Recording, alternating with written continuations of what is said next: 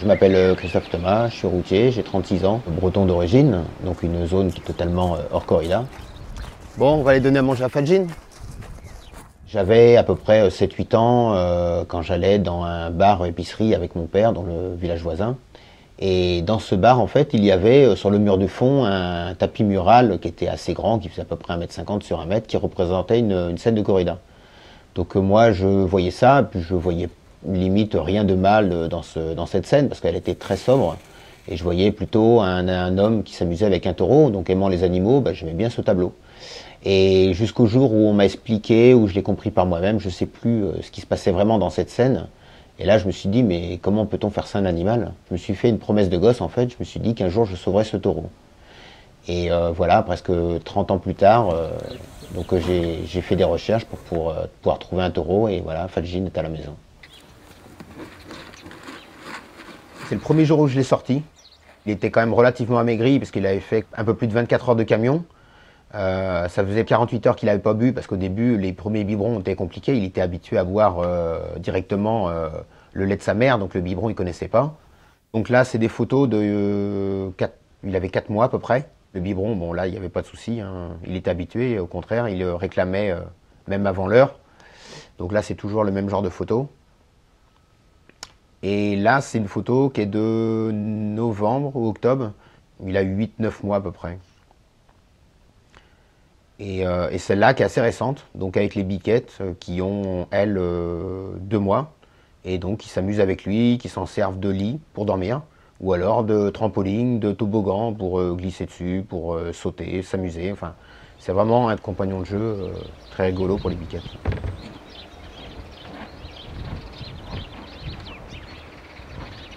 Il a vécu pendant un peu plus d'1 mois dans le troupeau. Donc un troupeau de près de 400 animaux, donc avec fuite pour le moindre danger et tout. Et la relation a évolué. Donc j'ai pu l'approcher, par exemple, quand il était couché, sans qu'il se lève. Alors qu'avant, dès qu'il m'entendait, il se levait. Je ne pouvais même pas le voir couché dans l'endroit où il aimait être, dans son étable. Plus tard, j'ai réussi à l'approcher et le toucher, alors qu'il était toujours couché, il ne s'était toujours pas levé. Et le moment ultime, et je pense que c'est là vraiment qu'il a eu confiance, et moi je me suis dit aussi qu'il a confiance en moi, c'est quand un jour j'étais avec lui dans le champ, je le brossais, et alors que je le brossais, il s'est couché. Et là je me suis dit, bon bah là je crois que c'est gagné, ça y est, je crois qu'on est parti pour une grande histoire d'amour tous les deux. Et puis bah maintenant, vu comment il se comporte, je crois que là il n'y a plus de questions à se poser, hein.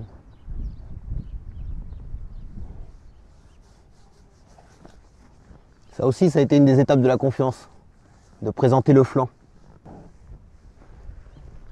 Et ça n'a pas été facile.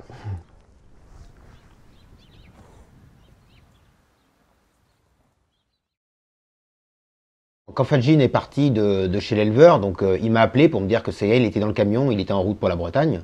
Et donc c'est vrai que pour la énième fois, je lui ai encore demandé si c'était bien un taureau espagnol et non pas un croisé. Et là il m'a dit oui, oui, vous verrez bien, de toute façon sur les papiers c'est marqué, il est de père et de mère espagnol. Et il m'a demandé si je connaissais un peu la corrida, mais je lui ai dit oui. Et donc il m'a dit qu'il était de Castedomec. Donc là je me suis dit oui, en effet, c'en est un, quoi. Et en plus, en insistant, il m'a dit que voilà, un de ses frères a été gracié à Barcelone, donc l'année d'avant. Et ensuite, donc on parlait un peu du comportement de l'animal. Et donc là, il m'a demandé si j'avais un chien. Donc je lui ai répondu oui, mais je ne voyais pas trop où il voulait en venir. Il me dit, bah, vous verrez, si vous en occupez bien, il sera encore plus fidèle que votre chien. Et ça, cette phrase, tout de suite, elle m'a presque choqué. Parce que là, je me suis dit, en fait, ils savent quels animaux ils ont, ils savent quels animaux ils élèvent, et que c'est absolument pas des animaux dangereux, c'est juste les conditions de préparation, les conditions dans lesquelles ils sont dans l'arène, qui les met en état de stress et qui sont ce qu'ils sont dans les arènes. Alors là, on va montrer un peu ce qu'utilisent les toreros dans les arènes, que beaucoup de gens ne connaissent pas. En fait, la latence qu'il y a entre le regard et ce qu'envoie le cerveau en fait aux pattes pour éventuellement un changement de direction. Sur un taureau, il y a une latence qui est à peu près de quasiment une demi-seconde. Il suffit au bon moment, quand il charge, en fonction de la distance, de faire juste un mouvement vers la droite et tout de suite partir sur la gauche.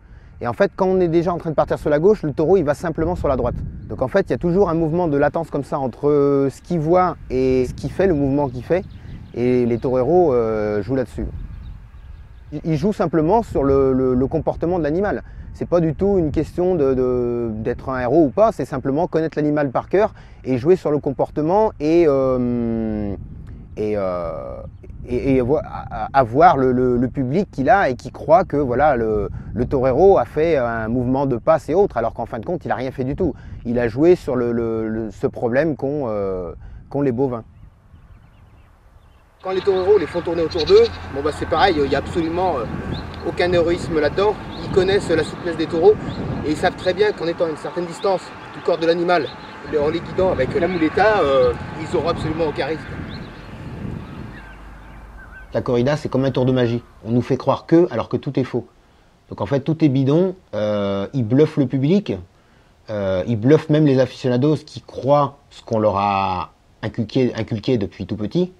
Donc en fin de compte, comme je dis pareil souvent, il y a deux victimes dans les corridas. Il y a le taureau principalement et il y a le public. Parce que le public se fait berner du début jusqu'à la fin. Et tout ça pour une question de fric. Parce qu'il n'y a que le fric qui les intéresse. C'est de faire des entrées un maximum. Et vraiment, les gens qui sont au plus haut dans la corrida savent très bien que c'est pas une tradition, tout ça, ils s'en foutent. Bien entendu, ils continuent d'entretenir ce mythe, mais ce qui les intéresse, c'est uniquement le fric. Quand on voit le prix des taureaux, combien ils sont vendus, c'est énorme. Les veaux de 4-5 mois finissent dans les écoles taurines pour entraîner les enfants à massacrer, parce que c'est vraiment un massacre, c'est exactement le même principe que la corrida, mais seulement c'est fait par des enfants. Il faut savoir que c'est comme des animaux qui font 150, 180 kg. Un enfant qui en fait que 45, on se doute bien qu'il n'a pas la force nécessaire pour mener à bien sa mission entre guillemets. Donc en fait, les animaux souffrent dans des souffrances atroces. Donc ça, c'est éventuellement pour les écoles taurines. Il y a aussi Graines de Torero qui se fait depuis quelques années. Donc là, c'est les jeunes adultes qui sortent des écoles taurines. Et là, c'est des taureaux qui sont à peu près dans les âges un peu plus vieux ou un peu plus jeunes que Fadjin. Donc ils ont un an passé, un an et demi. Et c'est un peu le même principe. Parce que même si c'est des jeunes qui sont un peu plus habiles que les enfants, il y a toujours quand même une certaine peur, sans doute tract ou stress du public, qui n'est pas forcément nombreux. Mais c'est toujours un massacre vis-à-vis des animaux. Parce que le jeune torero doit aller jusqu'au bout, donc c'est lui qui doit aller jusqu'à la finalité, la mise à mort. Et quand on regarde les vidéos, c'est pas toujours évident apparemment pour ces jeunes-là. Ensuite, il y a les 2 ans, donc c'est les novillos pour des jeunes toreros. C'est un peu le même principe, hein, c'est quand même des jeunes taureaux qui ont 2 ans.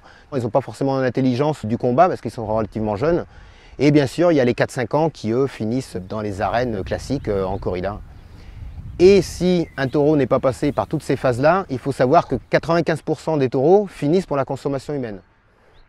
Fadjin a 14 mois, il est vraiment dans l'âge des taureaux qui sont soit utilisés pour les écoles taurines ou alors éventuellement pour les graines de torero parce qu'il y a certains taureaux qui ont à peu près l'âge de Fadjin. On le voit sur les vidéos par rapport à la taille des cornes, c'est à peu près vraiment le même âge que Fadjin. Donc comme on voit comment ils se comportent, on se doute bien que les taureaux qui sont utilisés dans les arènes pour graines de torero par exemple sont complètement perdus, quoi.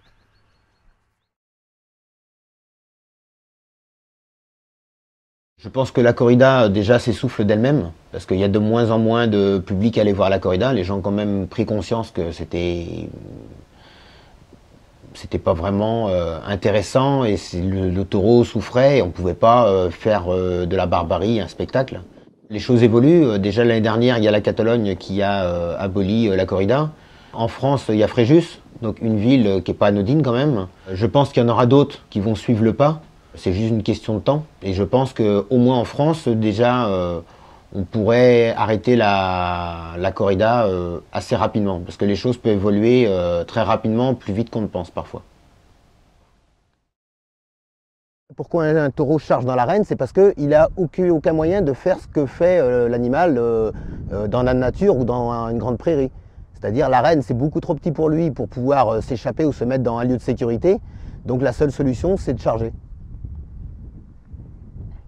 Et lui, Fadjin, la seule solution, c'est faire des câlins. Moi, je vais apporter une autre image de cet animal. Donc, comme en plus j'ai Fadjin, autant en profiter et montrer que le taureau de corrida n'est pas un animal agressif, sauvage, et que ça peut être un animal tout à fait agréable à vivre et absolument pas dangereux. Donc, il fallait que je fasse quelque chose de plus personnellement, donc voilà, pour soulager ma conscience. Mais je pense qu'il y avait aussi une démarche derrière vis-à-vis de la lutte, vis-à-vis des anti-corridas particuliers et aussi vis-à-vis des anti-corridas sur le terrain.